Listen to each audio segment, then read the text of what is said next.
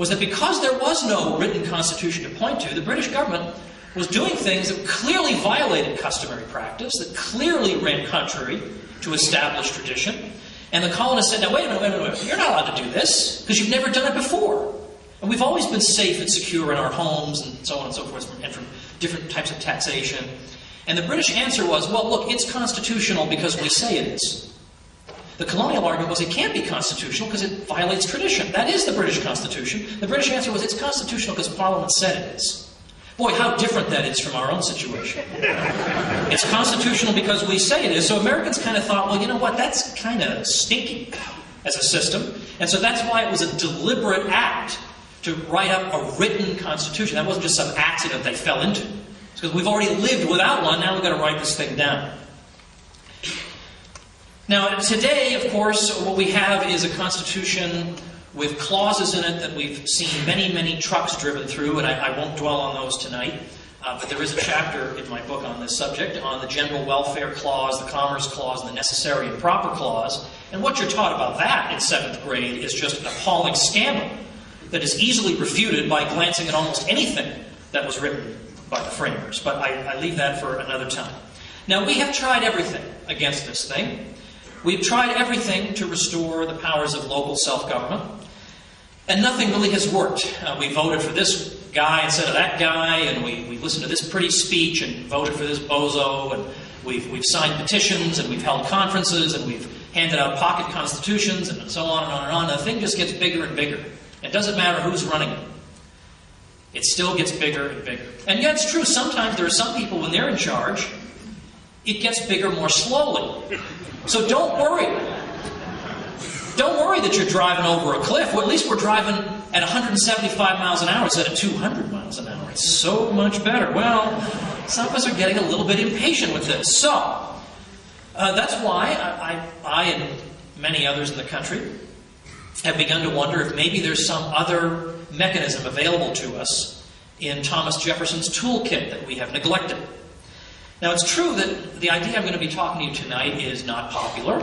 It's an idea that will be ridiculed on television almost always by people who know absolutely nothing about the subject, but then what else is new? It's something that you get smeared for advocating, your motives are questioned, you're a bad guy, and all that. But I don't care. I don't care what Katie Couric thinks of me, I don't care what Keith Olbermann thinks of me, and I don't care what Bill O'Reilly thinks of me. I don't care. I mean, at this point, I'm basically debt-free. I'm doing pretty well. I have a nice living, and so whatever they want to say to me, it's too late. I'm already okay. So I'm just saying.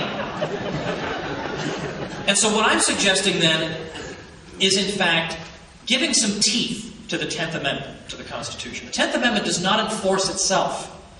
Fangs do not automatically come out of the Constitution when the 10th Amendment is violated. It's a piece of paper. It has to be enforced somehow.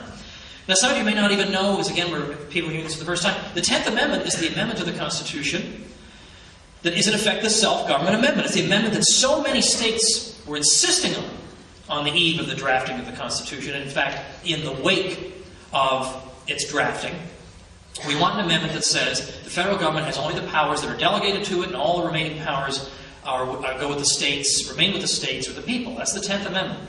The 10th Amendment, as one of my friends puts it, it's like if you look at the whole rest of the Bill of Rights, the whole thing is like the government can't do this, it can't do this, it can't do this, it can't do this. And the 10th Amendment basically says, and if we forgot anything, can't do that either.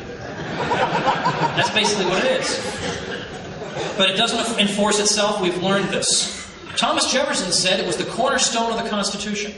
Today, if you were to study constitutional law, which is, that's a laugh, if you were to study constitutional law at a law school, you'd be taught that, of course, the 10th Amendment means nothing.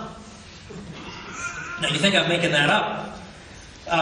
If any of you actually have the misfortune of having to take the bar exam at any time, and you go to one of these bar exam crash courses, where they're going to teach you how to take the bar exam, it turns out, and I have this on multiple sources, that when they coach you on the multiple choice section, one of the pieces of test-taking advice they give you is that any question that gives you as one of the options the 10th Amendment, you can just cross it right out. That's never the right answer. It is always wrong. Wow. There goes the cornerstone of the Constitution, because the lawyers tell us it doesn't mean anything. So who's Thomas Jefferson, after all, against these people? How dare we question them? Now, I have a bit of an uphill battle, though, because we have come to associate the powers of the states with disreputable causes. And I will address that later tonight. But first I want to note, I hold no brief for the states. I myself am a libertarian. I happen to believe the states, a lot of times, are pretty rotten too. States, half the time, are run by sociopaths also. So my strategy is I just want to pit one group of sociopaths against another, so that maybe the rest of us can enjoy some kind of leeway.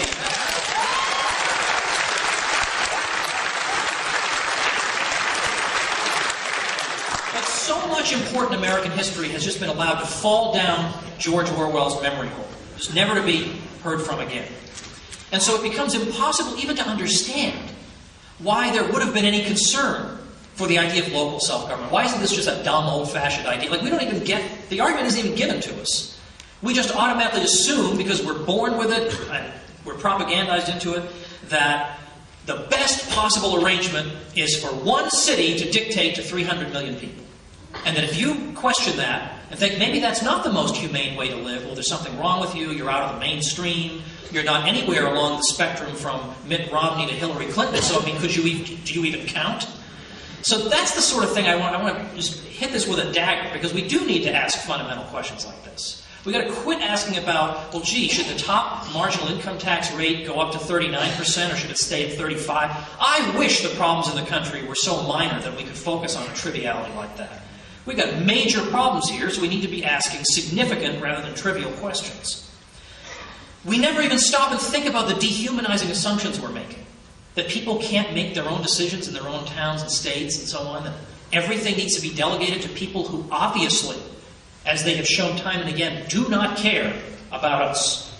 They do not care. We can vote. We can call them in. The calls can be 2,000 to 1 against, and they still vote for. There is no way to control these people. And yet we just automatically assume this is the best form of human association. Now, I suggest that the left is the worst of all on this. Now, that's not to say that the right doesn't have much to answer for. There are some conservatives who are all for local self-government until it comes to something that they're really interested in. Then, well, you're not allowed to do that or that or that. Well, I don't know. I think it's time for consistency. Okay, today is Consistency Day. We'll take a consistency pledge. Okay, that even if people legalize something that you don't like, well, it's none of your business. Okay, mind your own business, lead your own life. That was what the whole U.S. was supposed to be. Self-governing communities. And that's what, even on the left, we used to see some sentiment in that direction. I often mention Kirkpatrick Sale, who was still alive, but was part of the New Left, and wrote a lot of books. But he wrote a book called Human Scale, in which he said that the problem with our society is everything is so grotesquely huge. And he meant in part, giant agribusiness. He meant in part the scale of economic institutions, but he also meant political institutions. They're too big. He says at some point, it is possible for a political institution to become so large that it becomes dysfunctional, that it cannot possibly perform the task that it supposedly set out for itself. So Sale pointed this out. He says it's inhumane to have human society organized on such a scale. William Appleman Williams, the historians in the room will know who that is. He was a New Left historian from the University of Wisconsin, who actually said that the arrangement that most approximated the best kind of progressive way of living in humane, small communities was the Articles of Confederation. Interesting. Well, that tradition on the left is gone. Now, I'd love to be proven wrong.